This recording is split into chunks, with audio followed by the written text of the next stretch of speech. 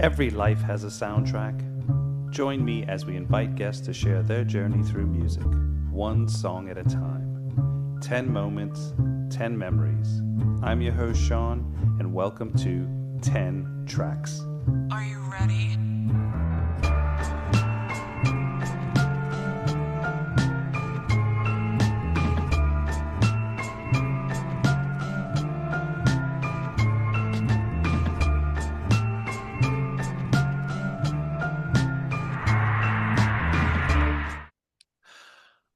Welcome to 10 Tracks. My guest today is Paul Louis Vellani. Paul's a Melbourne-based multi-instrumentalist and producer who music blurs the boundaries between genre and emotion. From the haunting textures of artcore to the raw edges of rap and hip-hop, cinematic indie to the ferocity of metalcore. With his work, refuses to be boxed in because it's not meant to be.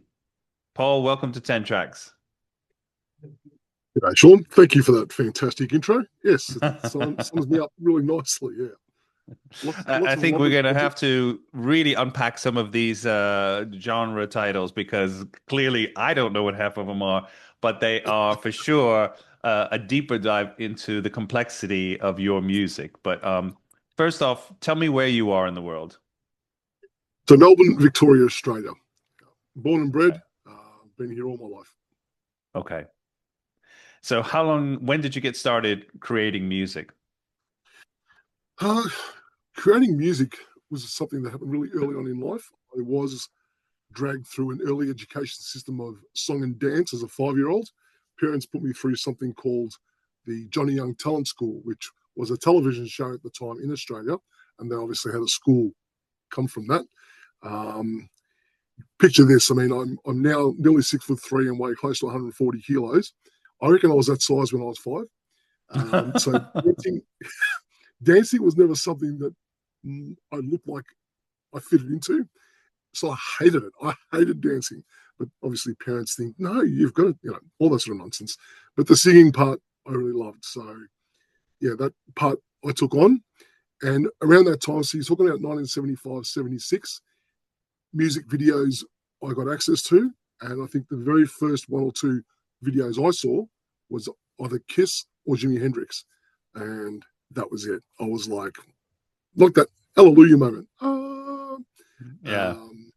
And I wanted to be a guitarist in a band. And that's really where it started from. And I began guitar lessons when I was 7. And that's when everything just started flowing from there.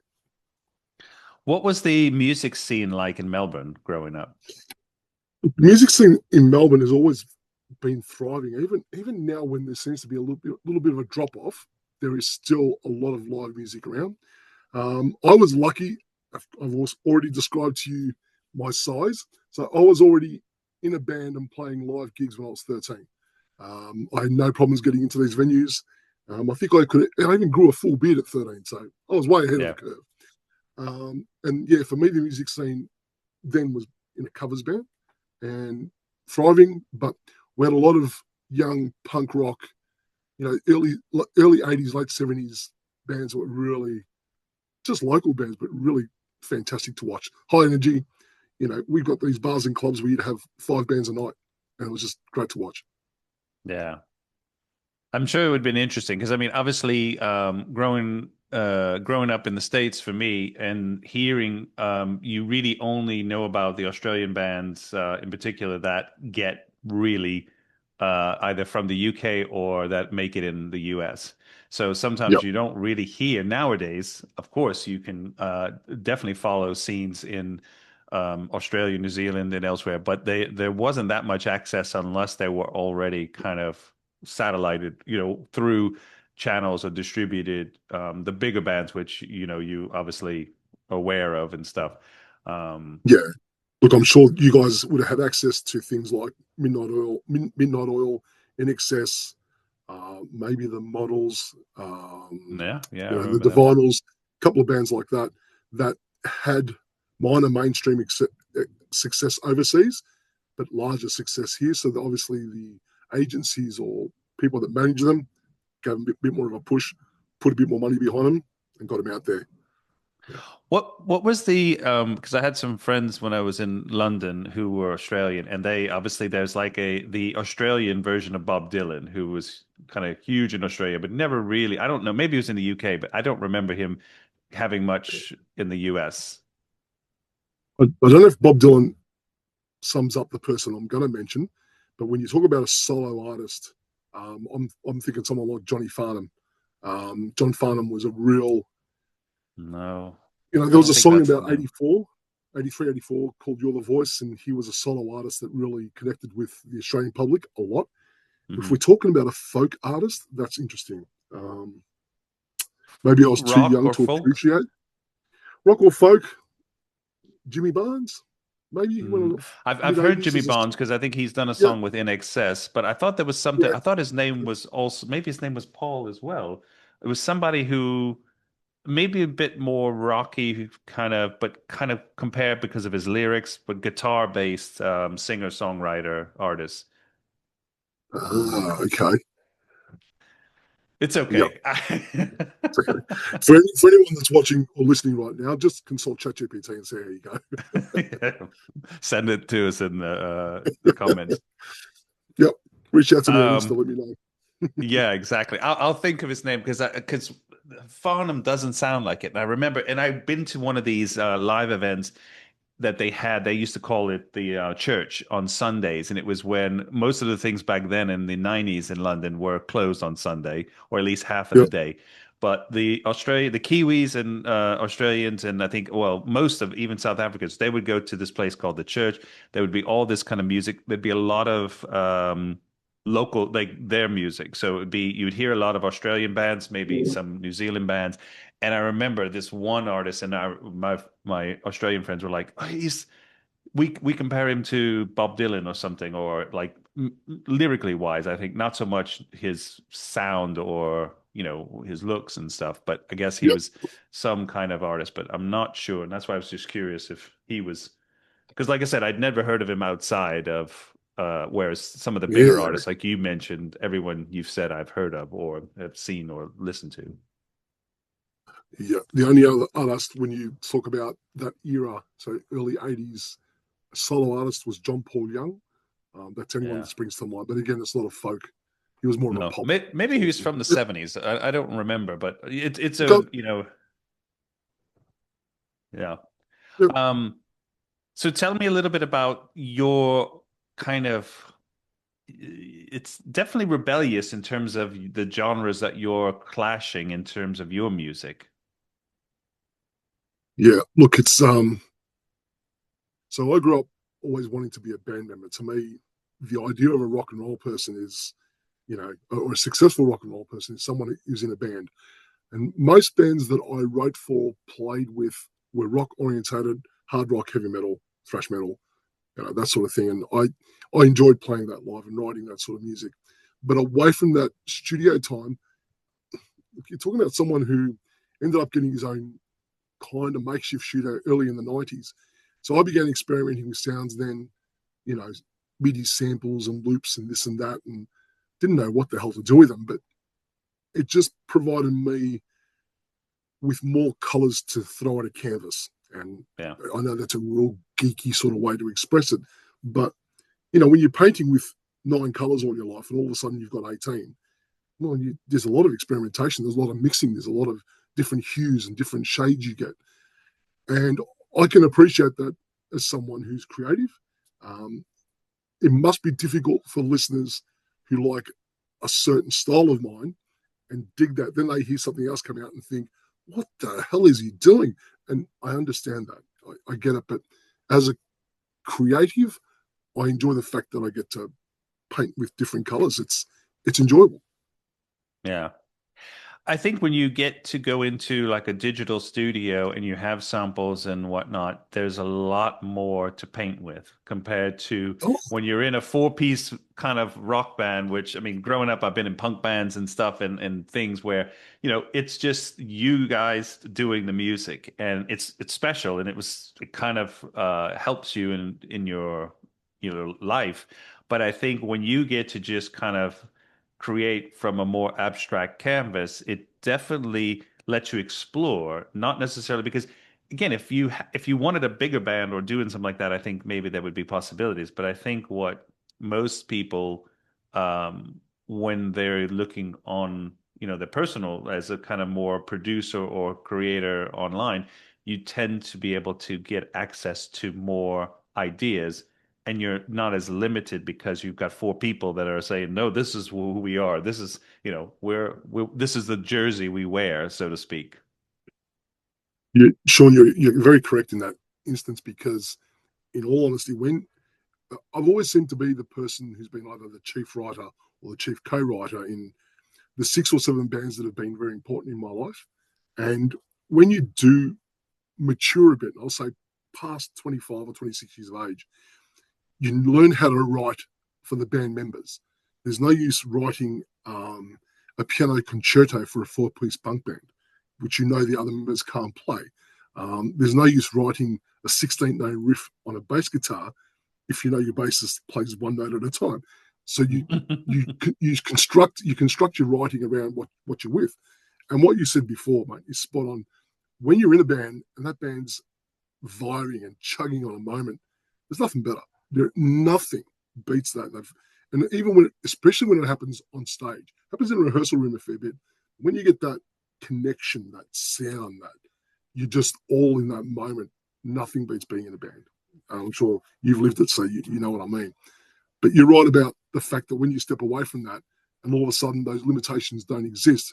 I have a classical music background, so for me to play bass the way I do, I can't expect another bassist to just rip out what I rip out. It's not fair. It's silly. But it doesn't mean I can't do it when I'm writing. So that's why that color and that expression is not limited when I'm writing. So yeah, it's a bit of freedom. That's all.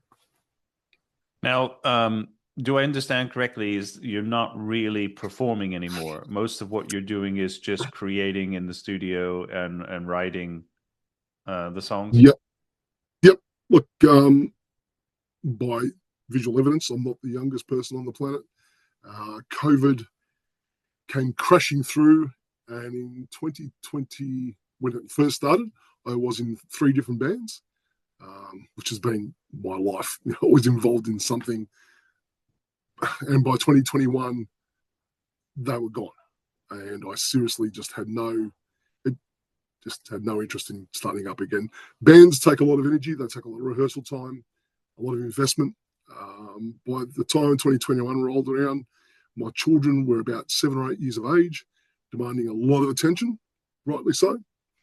So it was just a matter of, okay, I need to step away from, that sort of lifestyle. And it's served me well for nearly 36 or 37 years, and just concentrate on family life, which gave me more time to write. Now, what is your ideal goal for writing? Is this to publish it yourself and to have your music out there as you, or would you look at your songs that you create to be offered for other artists to then? That's a great question. I've never even considered it. I've only ever seen it through the lens of write, record, release under my name. I've never had that, apart from bands, never had that separation of writing for either a project or a person. So yeah, it's very, very selfish writing. It's just me. Yeah. No, but that's good. It's interesting because I think a lot of artists who are creating, they might be, and I think as we get further along into your list, there's one artist who has penned quite a lot of songs that have been able to be published or sung by other artists, which have been very successful. I don't want to give it away yet because we'll get to No. it later. I know who you're referring to, and if I have to bring that inward, if there was somewhere in the world someone did a cover of one of my songs, I couldn't think of anything else that would be more greater feeling at this stage of life. It'd be fantastic. Obviously it takes some sort of popularity and more than 1,000 listeners a month on Spotify to attract that sort of attention. So I don't think it will happen, but it's a lovely thought. Let's dive into your tracks now. I went through when you shared them with me ahead of time. I really obviously know quite a few of these, and and love quite a few of these songs in particular. But there is some really interesting artists that you've selected, and it makes sense now that I've heard your music. That's on Spotify, some of the songs there, but also to see some of the background, almost like your some of the kind of tools in your chest that kind of give you inspiration. But I'm curious to see how they all fit in there. If we start with track one, this is the Beatles, Tomorrow Never Knows. So I'm glad I took the time and I wrote you a short paragraph about my Yeah. choices. So the Beatles as a whole, not just this song, they were that first little inkling of what is that? You know, as a 3, 4, 5 year old living in a block of flats in Thornbury, Victoria, neighbours of ours had an extensive vinyl collection, and they used to sit on their porch next to our flat, and we used to sit on the porch, and they'd just blast this music out of their turntable. And I reckon by the time I was 5 or 6, I knew all the words to all the Beatles albums, all the Who albums, all the Rolling Stones. But I can remember hearing this Tomorrow Never Knows and thinking, what the hell is that? Even as a 5 or 6 year old, you know, that sitar twang blasting out of there. My ears were like, whoa, and just, yeah, it's the Beatles. And I loved what they delivered as a band pre 66 and post 66. To me, it's all beautiful. But this track just stood out as something different. And I know that they've never played it live, and I can understand why. But it's just got a groove, a vibe that even from a young age, it just resonated. Yeah, I love the song, and that um, I was like you. I think I was probably around 6 or 7, and yeah, just probably five, maybe 5 or 6. But I had an older cousin who loved the Beatles, but he turned me on to like Abbey Road, Let It Be albums. So I kind of got towards the end of the Beatles stuff, and then he gave me those when he got a new. He bought a new vinyl because the vinyl he wore it pretty bad. But I remember as I got older as a teenager and was really listening to the White Album, then I went back even to stuff like Revolver and what's the other? Uh, there was two that kind of I think Rubber Soul. Rubber Soul. Yeah, exactly. Yeah, So those two were pretty because they were almost like the old Beatles, and then before you got to kind of the later Beatles, it was that kind of I mean, you could look at Sergeant Pepper's as one of the most iconic, but I still think these were in terms of songwriting, but their creative kind of really opened up. Then it was almost like the flower was in full bloom to some extent. yeah. So Look, and you're spot on the way you described that period of flow of creation for the Beatles. Those albums were a real mishmash of the past, and something drawing them towards the future was just amazing to soak that all in as a young person. And for me, when I learned simple things as a guitarist like D chord, A major, A minor, this and that, Revolver was the first album I remember putting on and trying to learn how to play. Yeah, it just had that vibe about it. Yeah. but in this song in particular, is this like, as far as I remember, they kind of use this tape loops. I don't know if they were one of the first artists, but this is probably in the beginning when it was kind of becoming something, I guess. Yeah, their producer, is it Martin? I can't George remember his Martin. name. George Martin, that's the one. Like I mean, he had 4 tracks to muck around with. Like if I had to think about that now, someone gave me a 4 track machine and said, you know, let's work something. I'd be, you know, like so confronted by the lack of ability of, you know, movement. But he just saw that. He didn't see it as a challenge. This bloke just created loops out of 2 or 3 tracks and made it so listenable that 50 years later, it still sounds brilliant. That's incredible. Yeah. And I think this is, like you said, where they have this kind of reverse guitar in there and everything. So it's Yep. pretty cool. And it just sounds like a sitar. Like it's just got this bizarre, the end result just sounds like someone grinding a sitar with a bow, which didn't happen, but that's what yeah, really good. Yeah. Now this is John Lennon singing, right? I think this is his lyric. Yep. Yeah. Okay. Because I think it's funny because sometimes with George Harrison and John Lennon, occasionally you kind of the crossover, but distinctive The, style. yeah, the vocal tonality was similar, but yeah, John certainly had a certain twang about his vocal. Um, yeah, but again, like the Beatles, they're just all their voices were easy to say, but perfect for what they were producing at the time. Yeah. Um, so yeah, there definitely were an interesting these albums, and I find that they for artists they are great to have as in something to look at as what types of songs to do. I mean, I still as much as I really love Sergeant Pepper's, I probably lean to Abbey Road a lot because maybe it's because when I was growing up, it was something that my cousin gave me, and in songs on there, I felt like there was just this almost further maturity compared to where I think they were at their peak, probably around this. And then, you go White Album on, and I think they kind of were just in that little bit of the further extension. But whereas, Yeah, I'm a little bit of a haze. I'm still creating beautifully, but there was a haze around them. yeah, Yeah, yeah. when you're creating some of your songs, I thought I heard one of the songs on there that felt it was a female voice, and maybe I asked you this already, but now this is your voice, but with some type of filter on it or something. Yeah, it's not a filter. It's an AI voice changer, if that's the simplest way I can put it. There are Okay. two things that I utilize now online to change my voice, and honestly, it's purely the fact that I can still sing, but I don't sing well. It's not. I don't have a voice that I'd like to listen to on, if I'm choosing to listen to music. So it's a personal thing.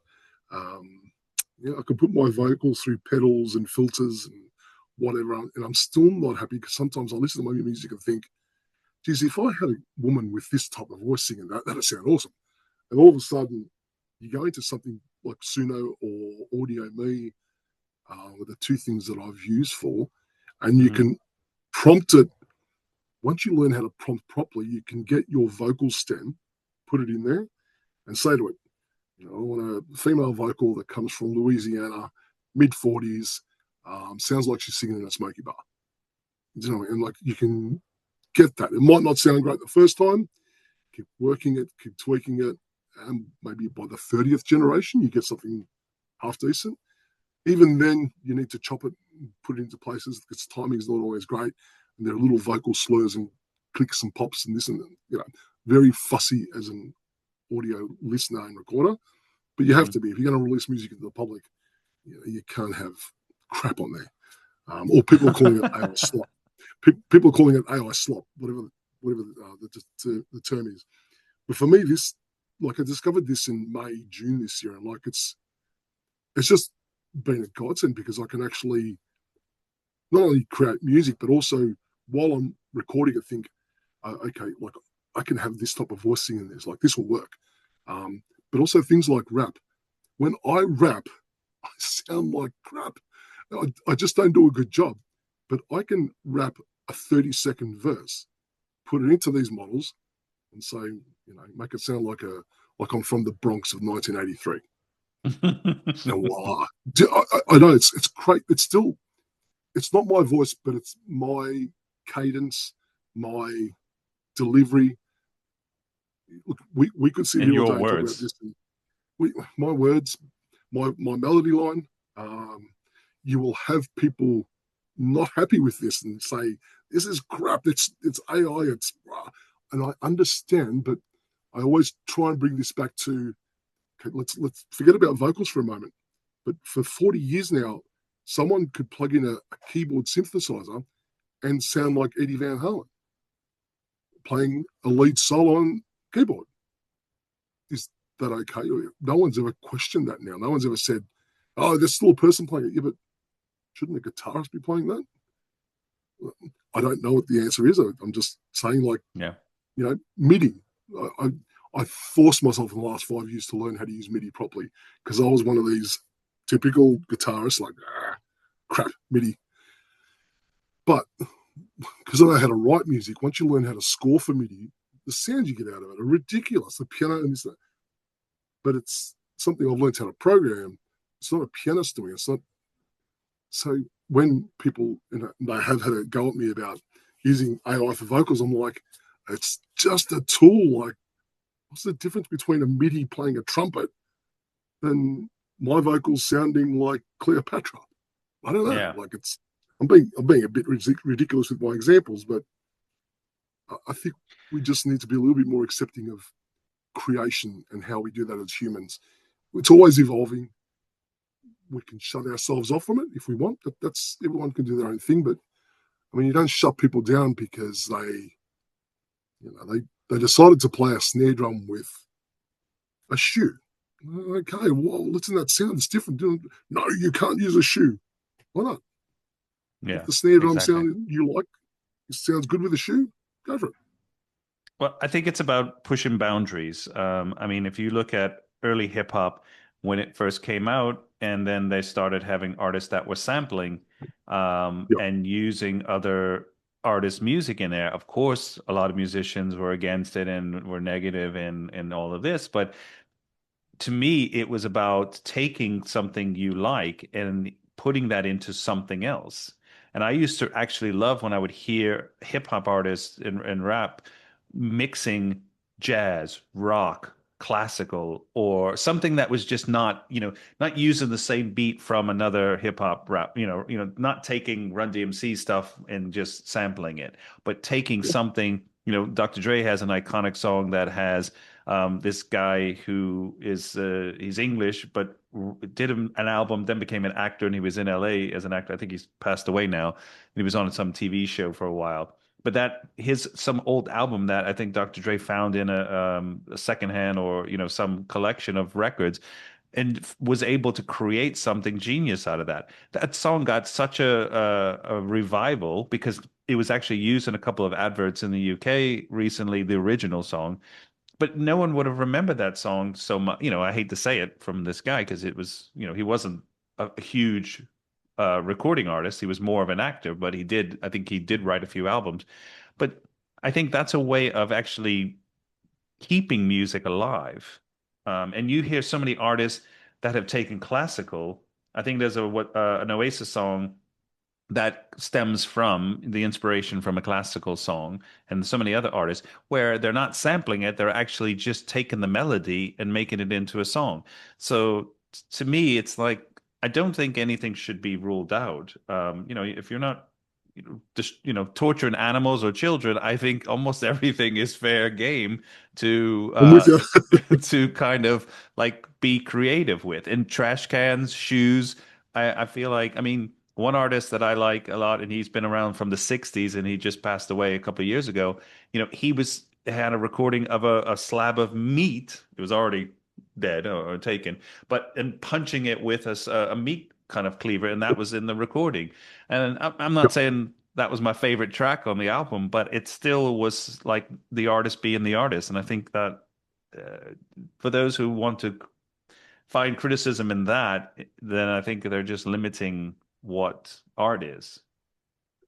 you said it perfectly, mate. It's like giving an artist a blank canvas, 25 different colors, and then saying, but you can't mix the red and the purple together. You just can't. Right. Why not? Who says why? Well, why can't you do that? Well, imagine abstract artists from the 50s and 60s. The first one that came up with minimalism, with this gigantic white canvas, and he put a dot in the middle of it, and they called it art. World blew up. Oh my God, how can you call that? That's art. Like in the vision of this person here, who are we to say what it is? If this bloke reckons it's art, okay, Yeah. that's not for everyone, sure, but don't tear someone down because they've created something abstract different. As you said, if it's not hurting anyone or we're not decapitating chickens on the side of the road, let's get on with it. And let's jump into track two. Now, this artist actually definitely crossed a lot of genres and crossed over to what I would say, maybe kind of moved music and combined blues and rock together a little bit, in my opinion. This is Jimi Hendrix with Voodoo Child. Um, yeah, look, one of those tracks that I would have been that 6 or 7 years of age, and sat there on a Saturday morning when the music video show was on, black and white TV that I had back in the day, and listening to the sound that a guitar could make. I can just remember thinking, whoa, like, what is this? This guy's like a freak. What is a magician? Like, what the hell? And again, the way that Voodoo Child opens up with that, I'm sorry for these silly vocals, but Yeah. that straight away I was like, how, what is he doing? What is this guy doing? Um, Drawn in as a musician, as a young guitarist, I was like, what is that? And then hearing those notes and the soulful way he gets through it, and then it explodes. Drums and bass come in. And Jimi Hendrix vocals. If you isolate vocals as if you're a classically trained person, you're going to listen to Hendrix vocals and go, they are crap, and that's okay. He sang perfectly for the music he created. He just it wouldn't have been the same if No. if it was being sung, by Axl Rose. I don't think no one would have listened to it, because Jimi Hendrix just poured his soul out when he sang to that, and his vocals were just as important as his solos.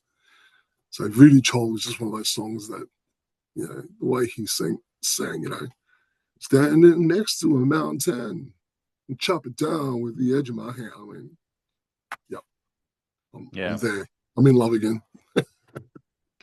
I agree with you 100%. It's and it's interesting because I had a friend when growing up in New Orleans, and his older brother was a massive Hendrix fan, and he looked like Hendrix. He played in some blues bands in New Orleans and stuff. And when the blues band, the drummer would sing some of the songs, and they would do more funk stuff, and then he would do a couple of, like, they would have maybe three Hendrix songs in there, and we would actually go to see them play because of him.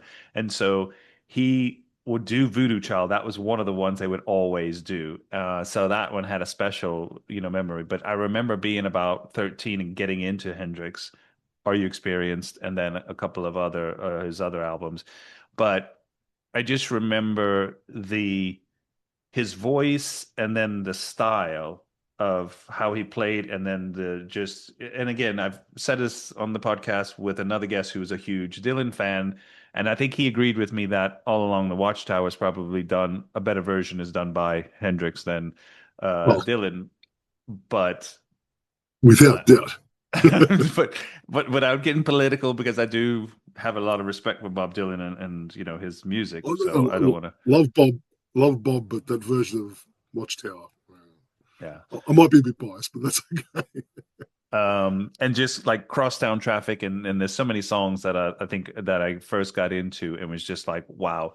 Um, but he, I still think that there was something about his bringing the blues and taking the blues, um, where you might get people like Clapton and some of the others, and even Zeppelin to some extent, that were very much inspired, I think is a generous way to say it, by kind of some of the early blues.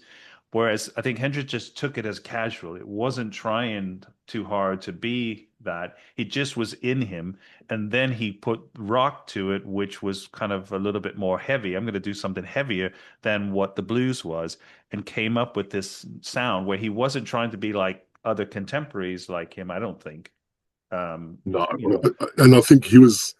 I think, and obviously I wasn't there, but from what I've seen and read, at the time before he became popular as himself, he was playing for Little Richard.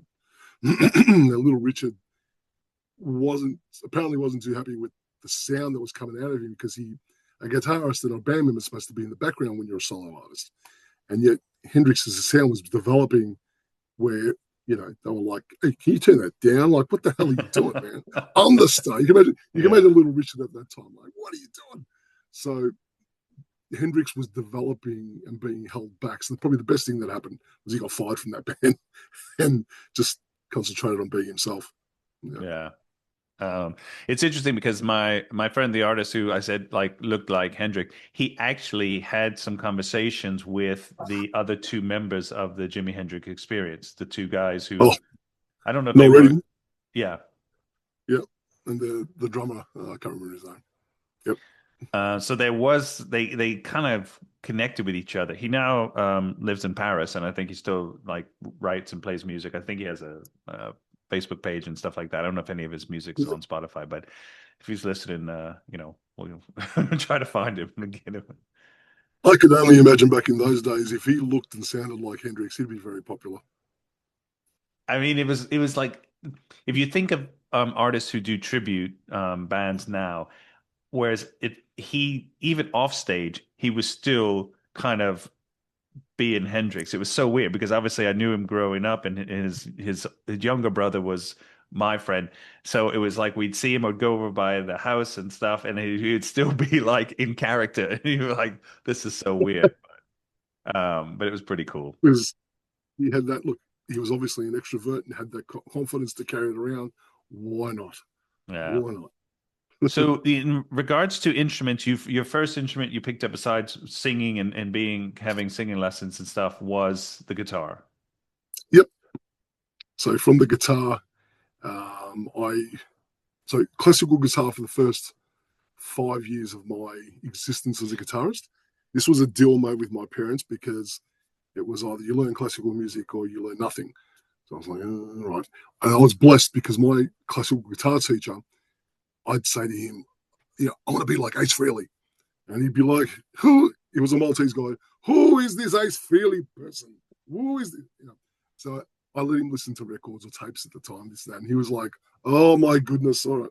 So he taught me like the last 5 minutes of guitar lessons with bar chords, blues solos, pentatonic scales, blah, blah, blah. And I learnt that on the side, apart from passing, a certain amount of levels and grades of music and theory and playing of classical guitar. And I think I got to grade 4 or grade 5 by the time I was 12.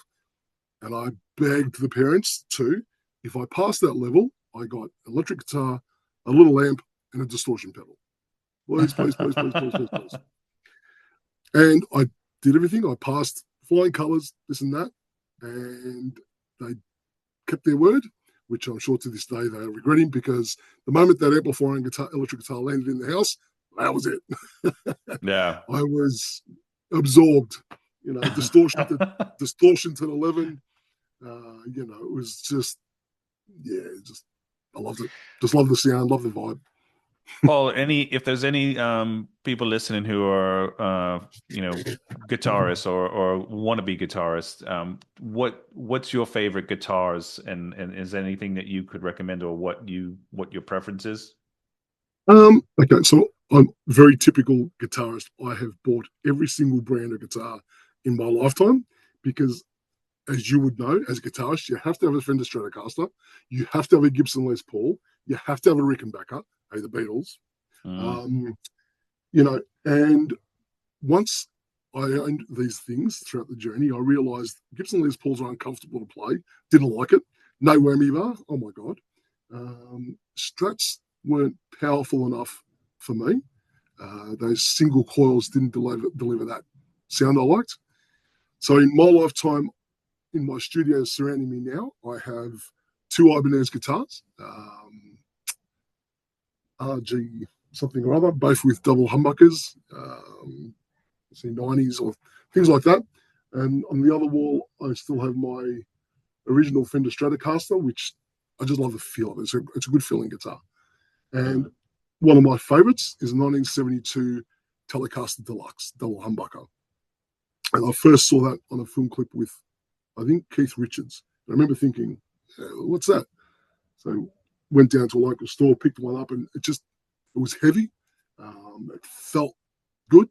And yeah, the sound on those semi-acoustic model, yeah, it's really nice. So yeah, Fenders and Ibanez is my mature approach nowadays. Yeah. Okay. You mentioned Ace Frehley a minute ago, which I think is a nice segue into track 3. This is Kiss with God of Yep. Thunder. Yes. I don't know the exact year that album was released, but I was one of these people that used to hear that the album was being released on Friday or whatever, and I would wait at that store on that day in the morning when they opened the doors with my $6 or $7 in my hand, and run to the end of the line or the start of the line and get the album, rush home, put the headphones on and put it on the turntable. And listening to that album, and I think it was Love Gun that was Mm. off the album, and that album was just like awesome. And then that riff, dun dun dun dun dun, bum bum bum bum bum bum bum. Like, I'm speaking to a musician here, so you totally understand what I'm saying. Gone. Like up here, I'm like, what is it? Quickly grab a guitar. What is it? What's that sound? Why is it so cool? And yeah, it just got me. This was from 1976. I would have been probably about 5 years old when this came out, and I probably Yeah, listened to it later. I probably been like around 8 or 9. I would have probably heard it. yeah. And I had a So good I friend was 7. yeah, so Yeah, who was really into it and loved this album. And I remember Detroit Rock City is obviously one of my favorites off of it. And then just their sound in general. I think this is from Destroyer. It was the album, I think it was called. okay, yeah, Um, yeah, so Love Gun was another one that you mentioned. Didn't remember this. I think is this one sung by Gene? Is this Gene Simmons who sings this one? yeah, God of Thunder? Yeah, 100%. yeah. There is I remember this film that was made with the band. I don't know, it must have been late 70s, early 80s, called Kiss Meets the Phantom. I don't know if you ever saw it or if it was just a TV Yep, movie or something. It looked like a TV movie, but yeah. It wasn't very good. no, their acting is stick to playing guitars. But then I remember I went to see them live in New Orleans. I don't know what year that was. Would have been the Creatures of the Night.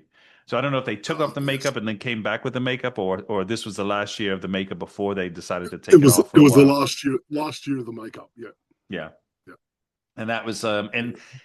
it's a huge stadium type of. It's where the American football team, the Saints, play. So it was the Superdome. They called it's a dome inside, like covered. But I remember it was. I had to be. I think it holds obviously a lot of people. I don't remember how many then, but this would have been easy 20,000 people in the stadium for Kiss. I think, and I was probably about 10. So going to see them What an live. experience. Yeah, yeah, Yeah. yeah. That would have been So, a lot of fun. So let me give you a bit of a funny story with Kiss. So I was brought up the first generation Australian born in my Italian family. So mum and dad coming from a small village in Italy, immigrated across with their parents, and devout Catholics. So you can imagine in my bedroom, walls plastered, Kiss posters, H. Frehley, this and that. Gene Simmons was a confronting figure for devout Catholics. And my posters, because my mum was convinced he was the devil, so was my whole family. Your son's got the devil on the wall, that sort of stuff. So my posters had watermarks on them from my mum spraying holy water on my walls to try and bless my walls from the demon Gene Simmons. So I used to think, why have my posters got all these dots on them? What's going on? And then one day I snuck in and there was mum, throwing holy water on there. It's oh, like, oh excellent. my God. And I'm like, ma, it's makeup. He's just some bloke, some Yankee Doodle bloke. Like, he's American. No, look at his face. Look at his tongue. Like,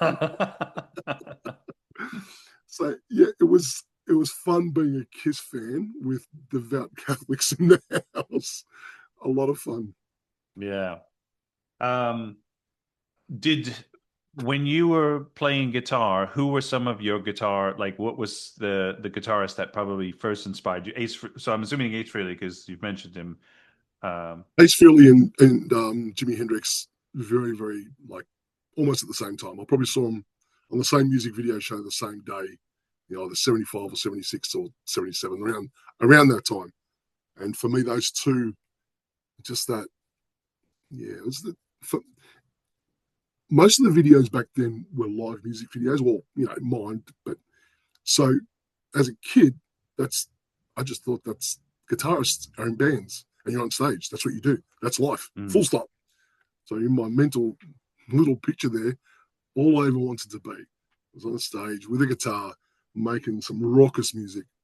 Just yeah. yeah, So the music you're making now and that you've done and produced yourself, are you starting with the music and then you come into with lyrics? Is this similar to how when you were in a band, or has there been a change in that?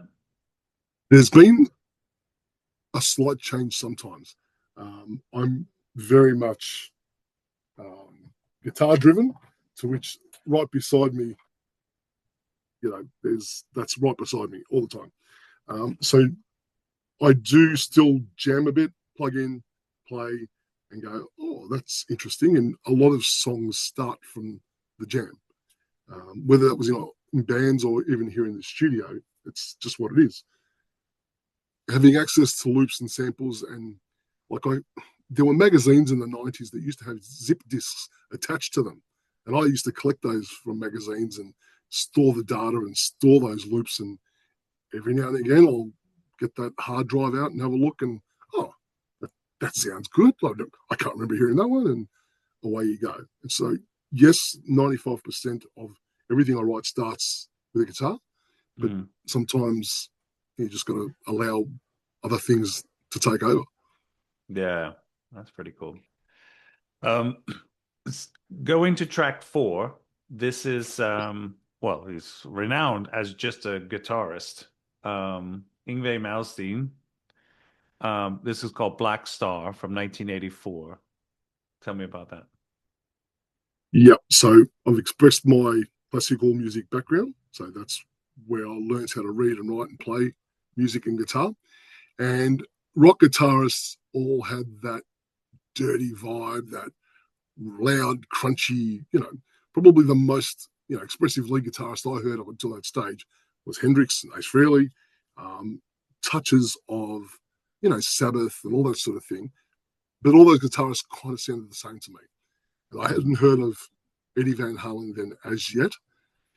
But I used to buy a Guitar Player magazine once a month, when 83, 84, 85. So it would have been 15, something like that. And I remember they used to have these floppy flexi disc things in the middle of the magazine with the transcript in the middle of it. And I think it was the second or third magazine I bought a Guitar Player was, I couldn't even pronounce his name. It was like Wingy Malmsteen. And we think, what the hell? Who is this bloke? So I remember whacking that flexi disc on that thing. And again, it was that moment when my mind just went, a guitar can sound, an electric guitar with distortion can sound like that. What's going on? And I was gone. That was it. I had to buy all his records, find out what he's done, where he's just, yeah, I became possessed for about 2 years with what he did. I didn't get so much possessed by the pentatonic scale. I, it kind of, and this is going to sound terrible. I love the way it sounds from his stuff, but for me, it's boring. I don't want to, the way his skill is and stuff like that is ridiculous. And he's a beautiful guitarist, but it didn't affect the way I played guitar. It probably was one of those steps that showed me what else can be achieved on a fretboard. And I think for me, it helped open up my playing a little bit more to go, well, hang on, if he can make that sort of sound and do those sort of runs, what else can you do? Mm. So for me, he was just a defining moment where he just like blew my mind, and I was like, oh, my ears are in love. I think he's Swedish originally. Yep, yep. And I was curious because as I was listening to it again, and I heard him again growing up, and same roughly same time I probably heard Kiss and some of the other heavier bands that I as a kid, but never really got into him that much. But I thought about it the other day when I was listening to this specific song, Black Star. Um, and you don't need a singer because the guitar it's telling you a story and it's talking the whole way through.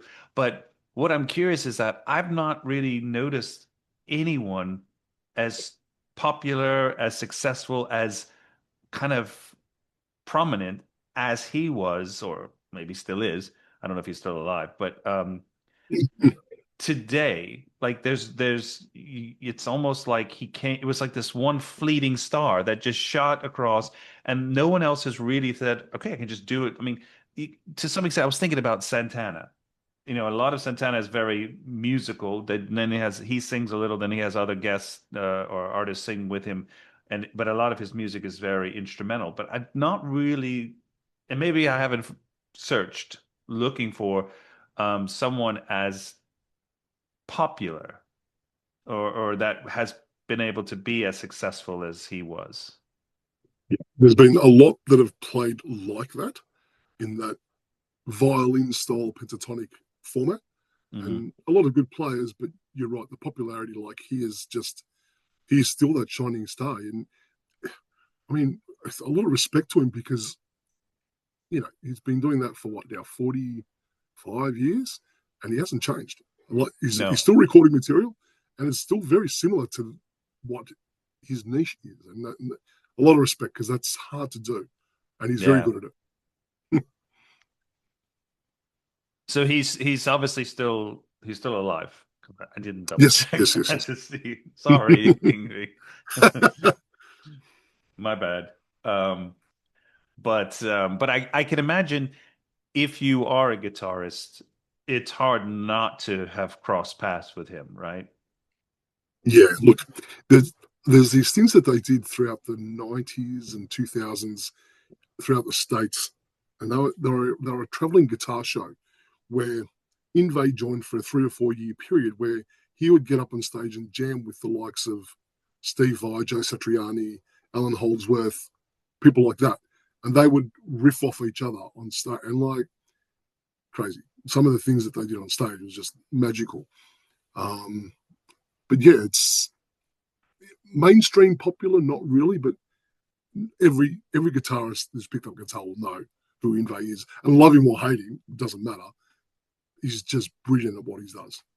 Yeah. Let's jump to track 5.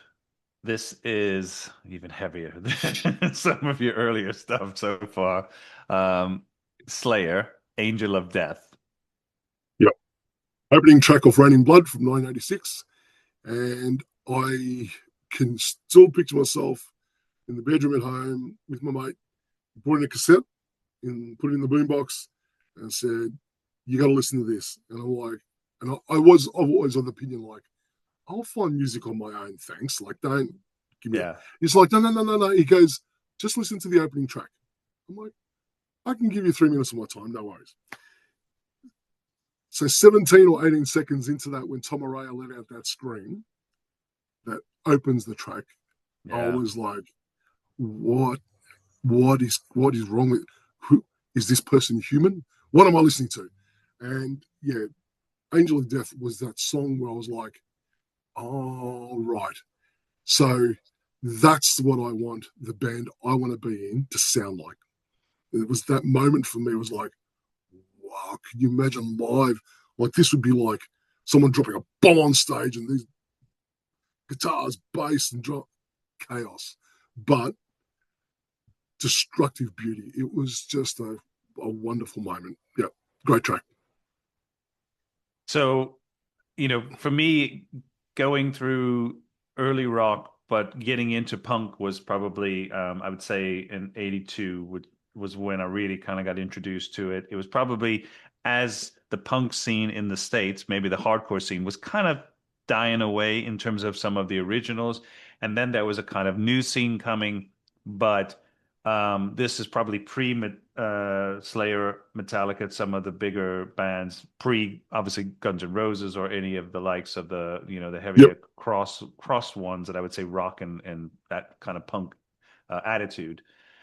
Um, and I remember one of the earlier bands that I was in, who was with my best friend. He was a guitarist, and I remember him getting this album and being like, I love this, and I was and we were both big Sabbath fans, so I was into some of the more heavy, the chords, but maybe not so much this. I think probably like a band, I don't know if you know Suicidal Tendencies or remember that band. Yep.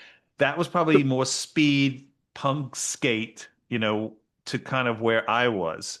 And then he took it to this other level with Slayer and just went full on kind of into the dark, not in the dark kind of black, but just kind of taking it to that level of kind of metal and speed, and they were almost. I think that there were a lot of friends who were punk or into the punk music that followed them and went into that, and then there was some that kind of veered into the more.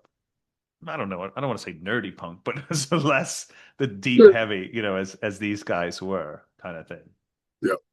No, it looks it was there was a bit of a transitional period between the early '80s to mid '80s where metal was finding its feet. Nah. When I thought of metal as say like a 14-year-old, I still had this Black Sabbath vision, and for me, Black Sabbath were like, come on, uh, old, even though they probably weren't, but that movement from Sabbath to hearing someone like around that 85, 86 time where you had Slayer, Metallica, Anthrax, Yeah. not so much Megadeth, but yeah, what they call the Big Four. That sort of music as a guitarist, it was like, yeah, like I want a band to sound like that. If I'm playing, I want to play riffs like that, and that's what Angel of Death and Slayer and that album really just opened me up to as a musician. I also think that you take you mentioned Van Halen, which there's a lot of Van Halen songs that I really like. You take Van Halen, you take some of the more classic rock from the early, late 70s, like Kiss and some of these bands. Um, and then in the early 80s, you got a lot more of the hair metal. And so I think that was also a time when punk became more popular because kids were like, I don't want to listen to that, just kind of, and I don't want to slag them off and say the cheesy metal, but it was just like, it was just kind of pop metal in a way. Yeah, And so I then get you it. It was confronting because so punk and metal, as in thrash metal or death metal, as it became in later in the '80s, it wasn't cool, and you certainly weren't hanging out with the cool kids if you're doing that.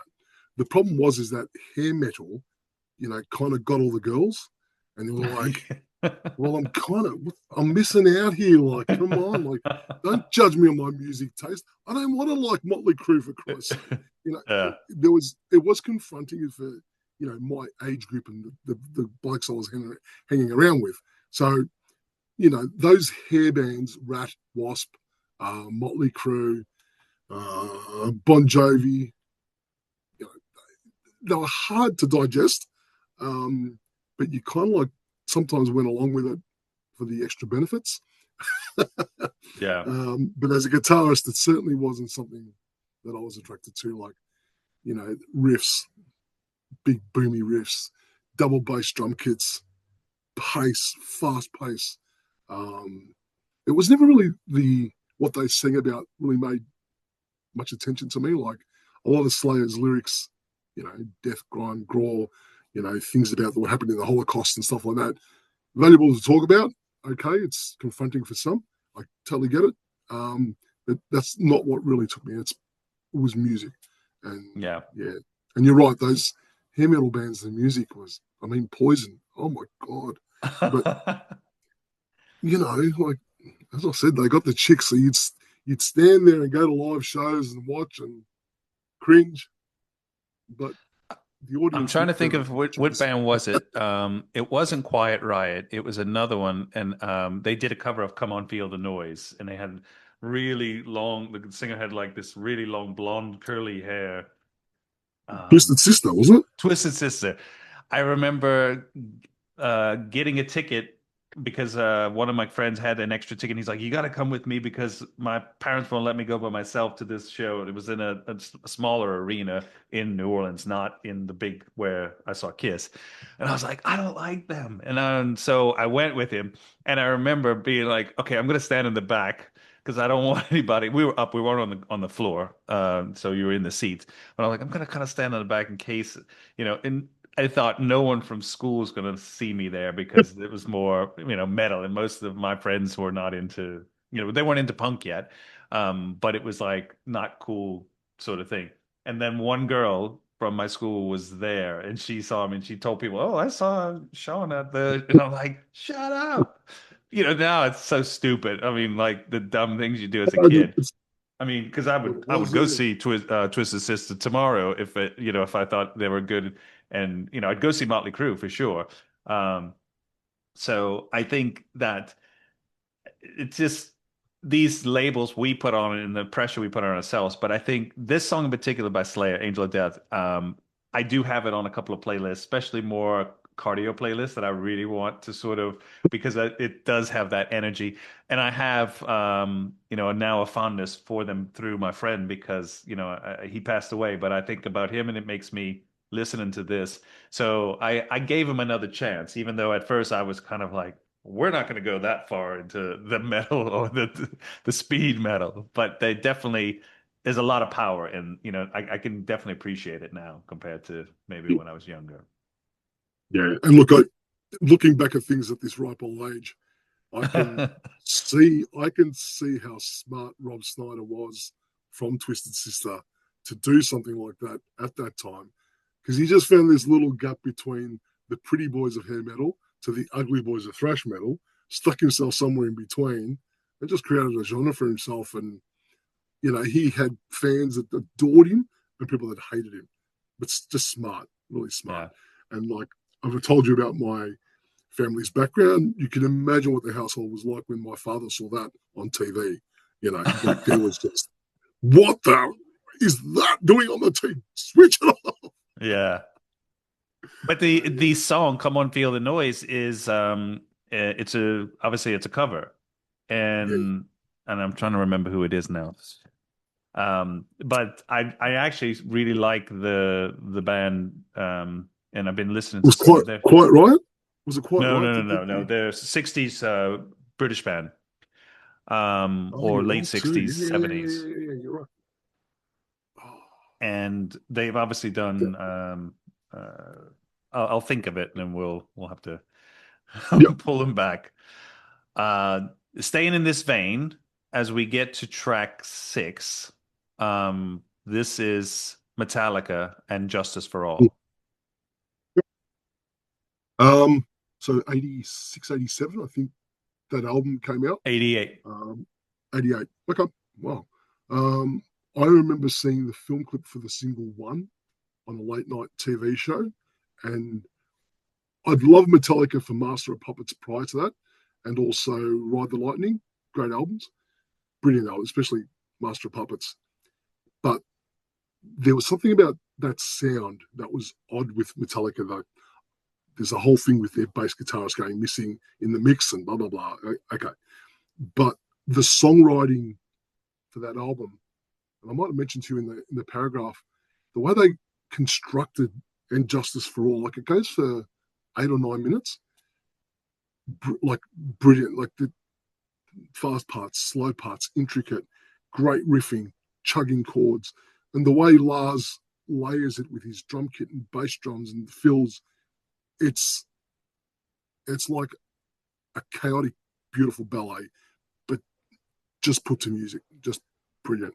Yeah, and I Mhm. really, that was a stage there where I was in a thrash metal band, and it enabled me to look inward and go, oh shit, I could really improve as a songwriter if I think about the riffs a bit more and think about where things are going and try and listen to my music as if by the third person. And I was still a late teenager then to have these thoughts. I remember thinking, how do I do this? But it actually taught me a lot about songwriting, that album. And yeah, it's just a great track. Yeah. It's I got into Metallica quite again, it's the same. I had this push where I was just I'm not going there. I never really got into Megadeth. Anthrax, I saw them live actually with Public Enemy in when they kind of did a tour with Public Enemy. That'll Uh, be a good show. yeah, it was. Yeah. But Metallica, there was definitely some resistance, and then after a while, I just kind of went back and checked out some of their early albums and listened to them, without any of kind of the politics or just hype, and actually really like this in particular, the one you picked, and Justice for All. It just the sounds of the guitars together and the bass and the drums, it just listening to the music alone without his singing, without what he's saying, it just that power and they just kind of build on those chords that I found quite. In some ways, it seems simple, but I know it's not. But just like it's like, wow, that's why wasn't this done earlier? Why weren't some of the earlier punk bands really doing that? But I think I've have a stronger appreciation for them after hearing a lot of their influences and seeing some of the covers that they did on that album. I think I forget what the album's called, but they did the Garage Misfits, Days. Garage Days. Yeah, exactly. Yeah.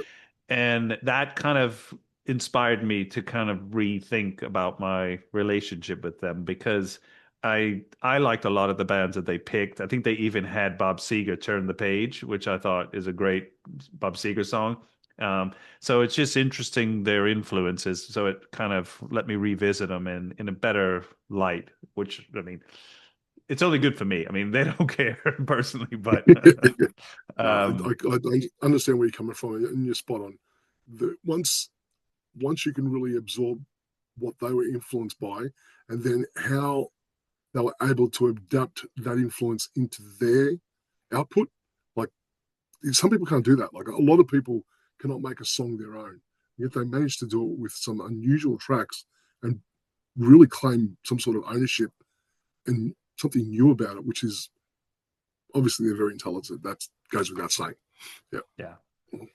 I think that's what I love when I hear another artist covering a song, but not just trying to cover it, making it their own. And to me, that's the beauty of it. Because if you're just doing a cover, it's like a band in a bar, that just plays covers.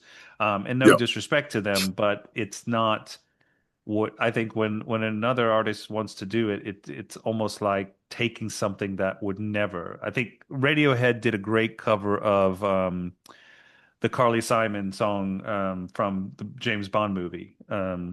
Nobody does it better. And when I heard their version, and I was like, wow. So they made it a little bit more guitar, a little bit more. They still kept it kind of that sexy sound like Carly Simon has it in the original, but it took it to another level and made it almost cool again. I'm not saying that the song ever lost cool, but it just, to me, it kind of gave it a new kind of little lift, sort of say. Well, you're right. It just breathes life into the song again.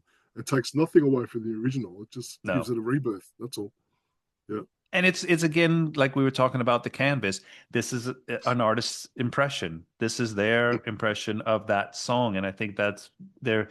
If you're doing it out of respect, then it should be appreciated because you're not disrespecting the artist who first wrote it, but you're just giving it your take and kind of a complimenting because you love it so much or Yeah. respect it so much. So we come to track 7.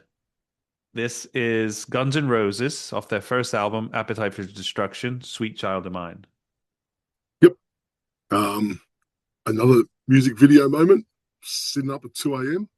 And I remember the video jockey talking about this LA band that he's about to play 2 tracks off. First one was Welcome to the Jungle, and the second one was their new single called Sweet Child of Mine. And Welcome to the Jungle had me like, I thought, okay, they kind of look like a hair band. They don't sound like a hair band. There's a bit more anger there. It's pretty cool. Okay. And then that opening riff rips out of Sweet Child of Mine, and my ears are like, what's going on there? Um, and then I was in love all over again. Like, great track, Axl's vocal performance, Slash. If anybody made guitar looked like something cool to do, I feel like Slash did that. Slash Yeah. just made guitar cool. Um, he may not be technically brilliant. They might not be the best band in the world, but I tell you what, they looked and sounded bloody cool. Absolutely brilliant. They wrote great songs. I've had the pleasure of seeing them live 5 times in my life. And yeah, the fifth time maybe wasn't that great. Obviously, they're a little bit older, but geez, I saw them back in '88 when they came to Melbourne as the original 5. One of the best live performances. All there was on stage was 3 amps and a drum kit. That was it. And they Yeah. just played. It was awesome.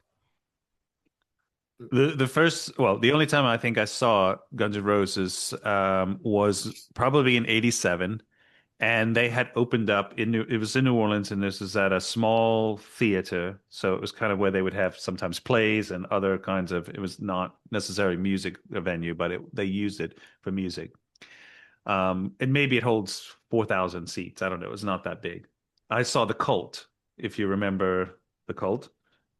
Ian Astbury, Yeah. like, come on, great vocalist, like, So yeah, love, one of our favorite bands. So went to go see them because they were finally playing in New Orleans and live and stuff. And then this band we had not really known anything about, or said this band Guns N' Roses opened up for them. So they opened up for the Cult, and again, it was just kind of like, what the hell? And literally, I think after that show, next thing you know, the whole world has just gone ape shit for Guns N' Roses. It was almost literally like the next day. And I know it might have been a little bit more, but it was like we kind of thought, okay, they sounded good. They were a bit punk, but a bit, again, kind of metal or hair metal, but they had that kind of punk edge to it. But not, I think some of the people were like, that's so good. And they really liked it and then went and bought it. And then I know friends would have it, and you'd hear it in some like kind of more guitar clubs or stuff that we would go to and go out and things. But then I think they just got picked up on the radio and just exploded everywhere. yeah. Once Sweet Child of Mine made commercial radio, that was Yeah. it. Like, I can remember purchasing the album in a place called Brash's, which was our local record store here in Melbourne. There was like a chain store, and like they only had one or two copies of it when I bought it. And I remember spending 6 to 7 months saying to people, "Gotta listen to this album. It's brilliant." Blah blah. They're like, "I've never heard of them." And then 6 months after that, it was like everyone knew of them. So Yeah. it was like, okay, it wasn't an overnight success. It took some time, but I think reaching commercial radio, obviously, it reaches more ears, and a good song is a good song.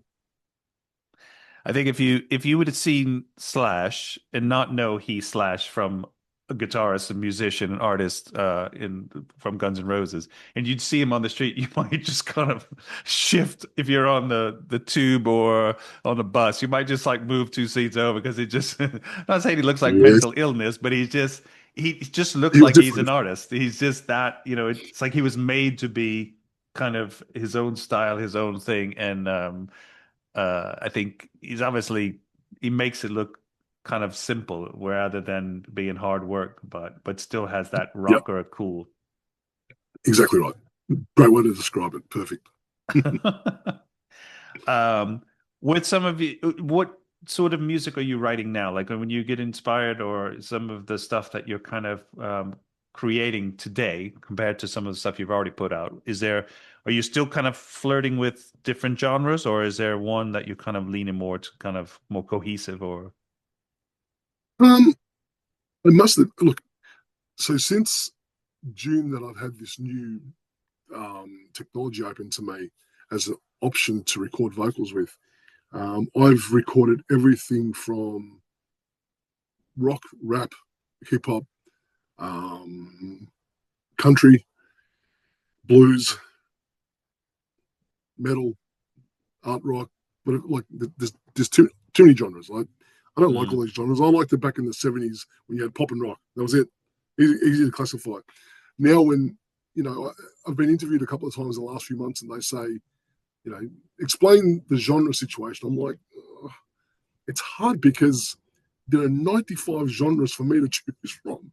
If I say it's slightly alternative, what does indie mean? Like, what is, yeah, I'm an independent artist. Is it indie? Doesn't sound like indie. Hang on, it's rock. There's an electric guitar. Yeah, but someone raps over it. Oh my God, it's so confusing. For me, it's just rock music. So in the next 12 to 24 months, the music that is coming out of me is more guitar based. I will admit that. So my writing since about August, once I got all that technology looping sort of stuff out of my system, it had to be there. And the EP that's out now called Fully Unchained Creativity Kinetically Overriding Fossilized Frameworks Mhm. is a very electronic album. There's guitar on it, but it's just something that had to come out of me and happen really naturally and quickly. Like these tracks, some of them existed from 2023 as in loops and samples, but the finished products happen within about an 8 or 9 week period in August, September. Since then, yeah, blues, country rock. That'll be my next.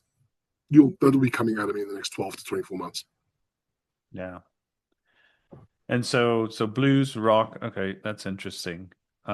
Is it kind of going back to roots, or I mean, are you familiar with any artists that you can say, okay, well, the different genres or different styles that I create in my music, it's very similar to this artist because they are kind of just blending different and not really following, they're not just one thing. Really good question. 20 years ago, I probably would have said someone like Mr. Bungle would be someone I'd be modeling or be able to describe what my writing style was like. It was vast. In one song, they could cover 25 different genres. And Hmm. whether that's good or bad, it is what it is. They were just, very good. And Mike Patton as a vocalist, just ridiculous. I don't think I'm that talented to continue down that path now. Um, Another artist. That's a tough question, man. I don't have one. I don't have one. Okay. Look, That's, if one you know list, what? That's actually quite good because you're going to be the artist to do that. I was joking about this with a friend of mine a couple of days ago, and she said to me, "We've got to do an interview so you can actually say this on an interview, and we'll record it." Blah, blah. And I'm like, "It's not that interesting." She goes, "Yeah, it is because you know how there's disc jockeys. With disc jockeys, they're radio or they're playing records at an event or they're DJing somewhere, and there's the term DJ. Because of the AI influence, she called me an artificial jockey. And I'm like, what the hell does that mean? Well, she goes, you're not a DJ. You're using AI. You should make a t-shirt, artificial jockey. And I'm like, yeah, it's a good idea. It sounds bizarre, but okay, I'll take it on. So the official unveiling of Paul Louis Vellani, the AJ, the artificial jockey, whatever that means. But take it for the win. We jump to track 8. This might be the artist that I was alluding to earlier, in case if you thought it was the same one. This is Prince with Three Chains of Gold. It's a beautiful song. Yep. It's probably not his most popular song, and there's probably a lot of people out there going, never heard of it. I think it's the last track off his, I forgot the name of the album. Love, is it Love It was Symbol album or? Love, yes. So My Name is Prince and Sexy MF is on that album. So, yep, Love Symbol. There's about 17 tracks on the album, and I remember I've been a Prince fan since the first time I heard him. So obviously, early 80s, I would have heard of Prince.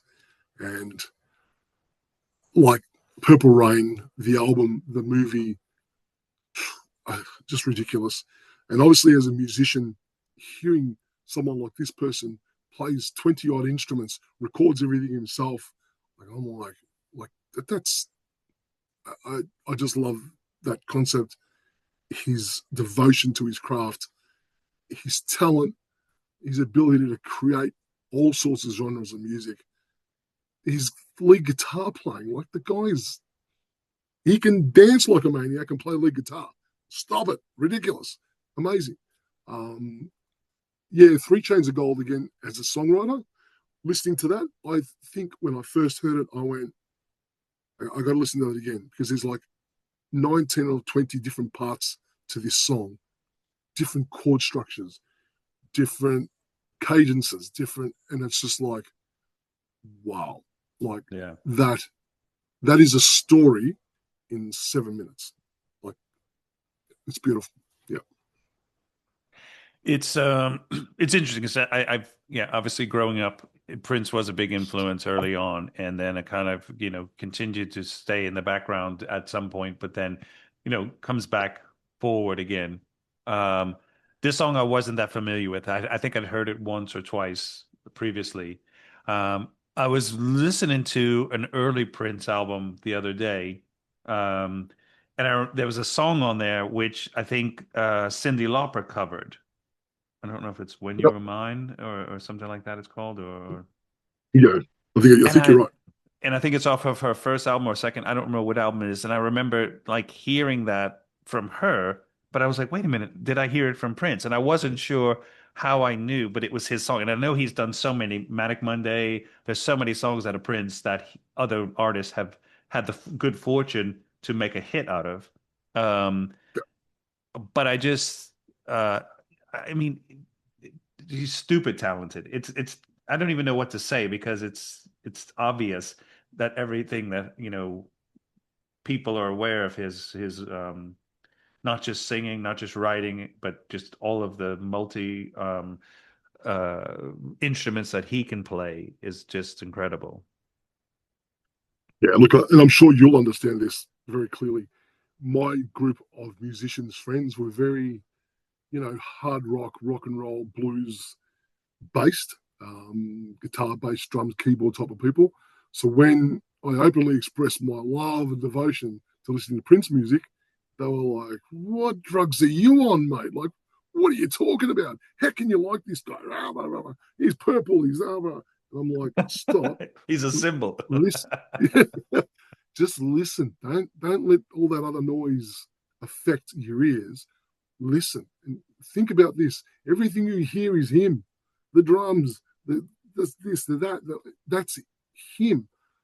A lot of my mates could adapt and understand that and accept it on that value. Like, okay, yeah, get it. He's talented. All right, fine. Some can't, and that's okay. But it's hard to ignore creativity on that level. Like, it's just different to everybody else. Not everything he creates is brilliant. Okay, I'm sure Van Gogh produced some things that are not great, only human, Yeah. but you can't acknowledge, you cannot not acknowledge talent, and that's for me. Prince is one of the most talented musicians we've had the privilege of having on the earth. Yeah. And I think you're absolutely right. It's I don't it doesn't mean you have to love everything he does, but it's hard to be an artist or someone who loves music and not kind of connect with at least one of his songs. It's Yeah, I find it hard, but I mean, even if you're a staunch classical kind of person or jazz kind of real eccentric, then I still think there's got to be something there. definitely. We jump to track 9.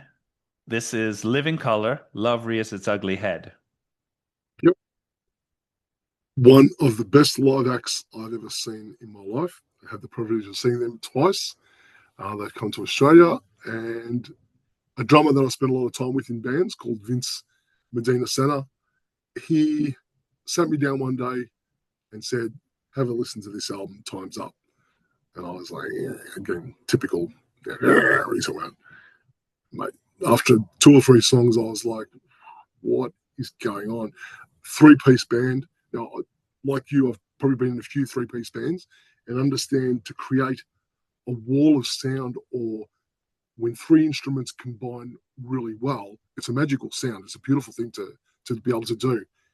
This was a 3-piece with the lead singer. Like, that sound, that movement, that rock, that sway, that whatever that, it was amazing. And Corey Glover as a vocalist, oh my god, it had a range of, like, I don't know, 6 octaves or something stupid like that. Like, that should be illegal. Anyway, like Vernon Reid, Vernon Reid, just, he took guitar playing to places where if someone else did it, you'd be like, that person can't play. Like, he can't play. That's crap. Yet he made it sound. He took something technical and made it sound like poetry. Like, just, yeah, amazing band and great, and songwriting, just brilliant, absolutely Yeah. brilliant. Was it the big song they had or a huge hit around the same time, or maybe it was off this album? I don't know if this is the same album. Was Cult of Personality? Is that the Yeah, that was off their first one. first album? Yeah. Um, Okay. yeah, And this yeah, is and that Time's Up. that I think this one. yeah, so yeah, so I knew of Cult of Personality and loved the sound of the single, but never really knew who they were. I liked the sound. I didn't even know what they looked like, but it was the Times Up, that thing. And once it got to Love Rears, that clean guitar, that jazz sound, that fluid solos and the way the drum and the bass work together. It's, yeah, as I said, for a three-piece band, magical.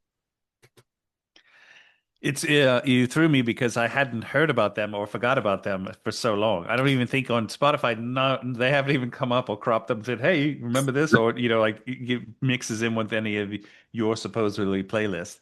So it was pretty cool to hear this song, and I didn't know, I didn't remember this song. Obviously, most of the first album, but there was one part in this song, and I was listening to it the other day, and he just kind of he's singing, but he's kind of like almost talking where he's just like, okay, now dig this or something like that. He says, it's just like I'm gonna break it down or just throw it, and it was kind of cool because it eased into it. It wasn't trying hard. It wasn't trying to be something like pretentious. It just was part of.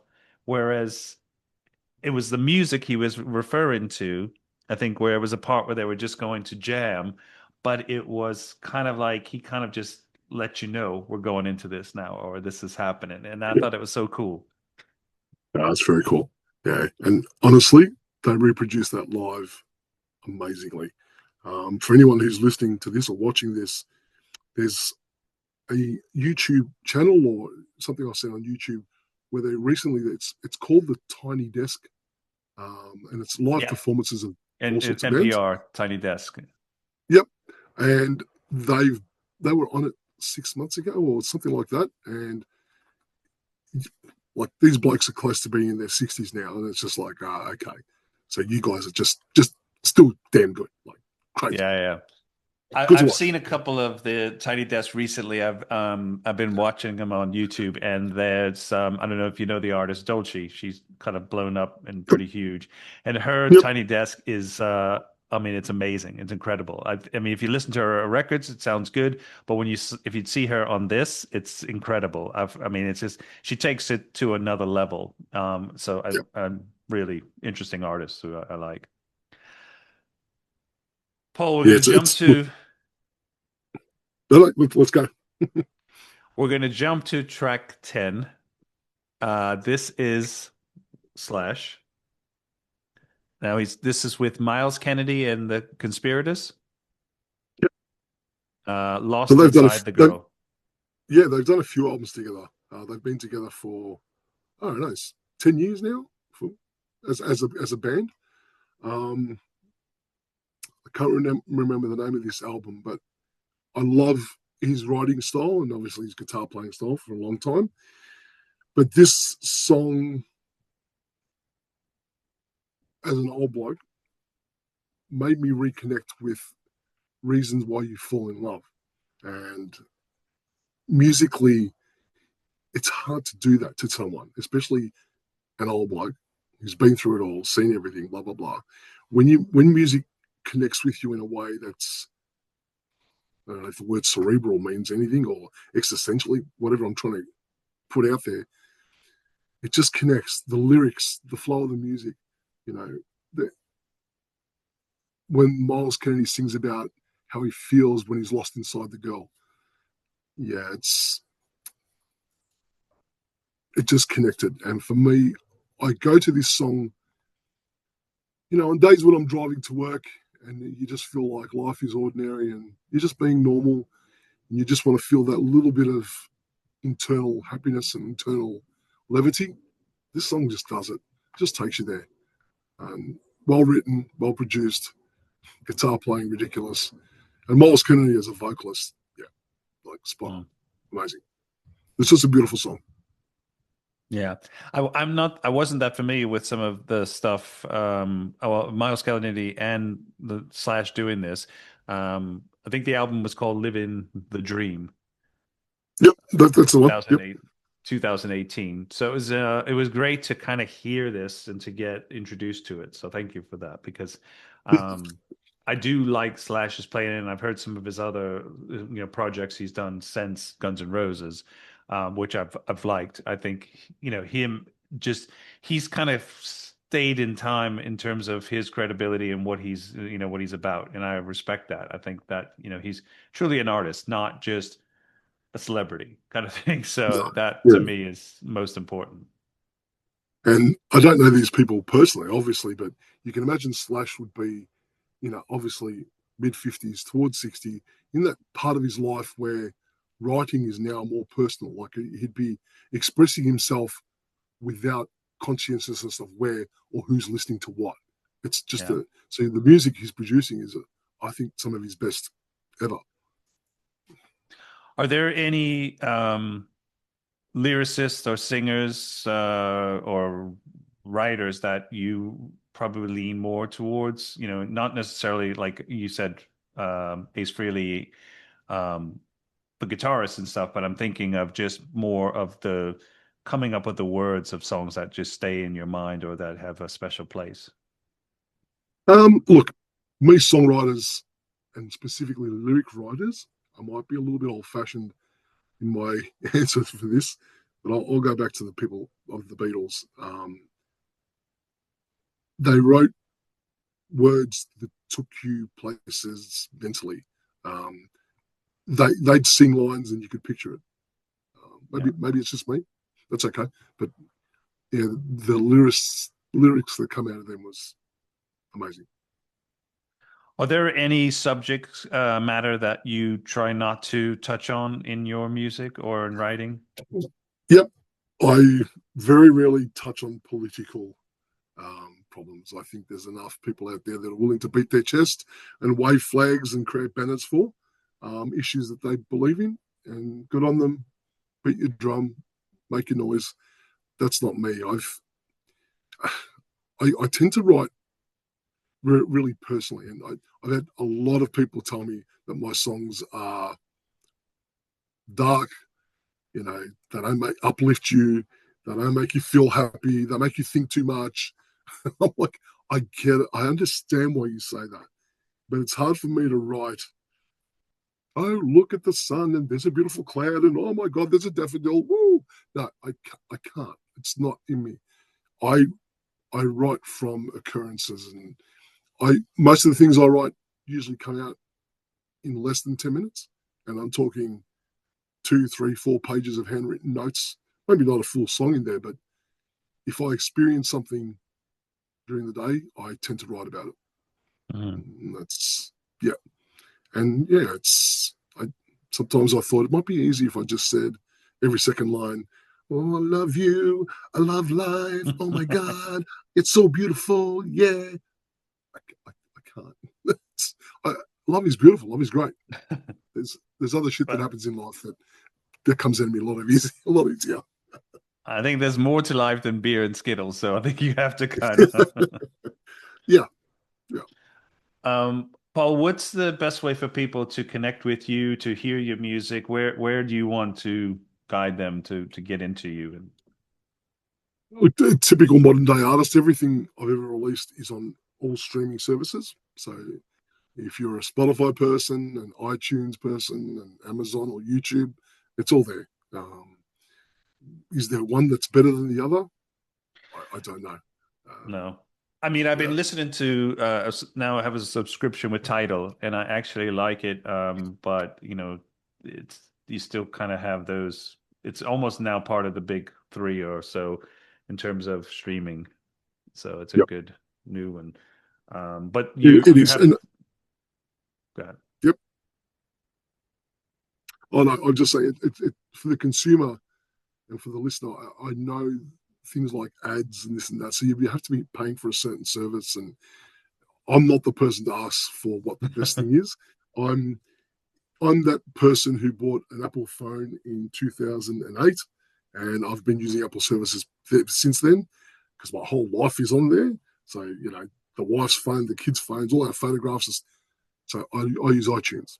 That's just the way it goes. Is it the best? I don't know. and you said you also have on YouTube.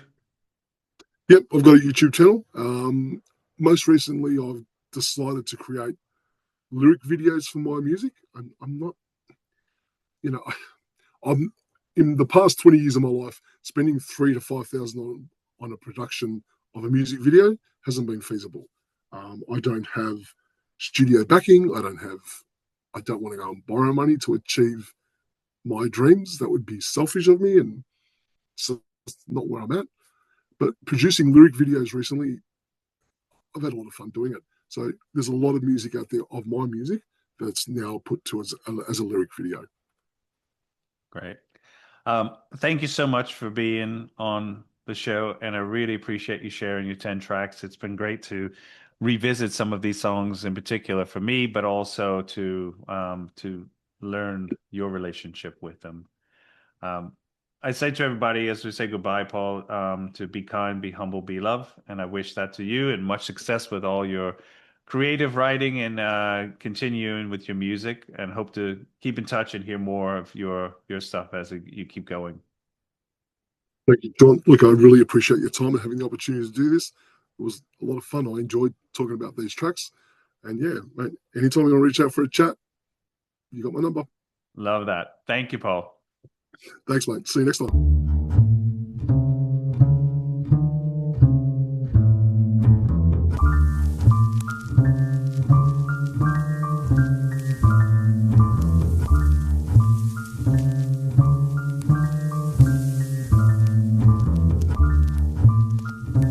Pretty vacant times.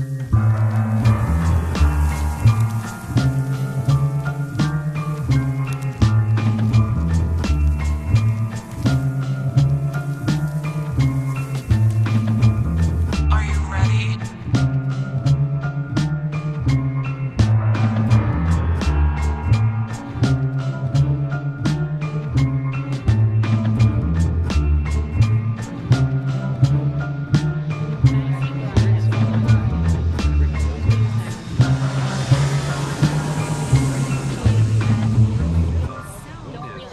It suffers for his sports jacket.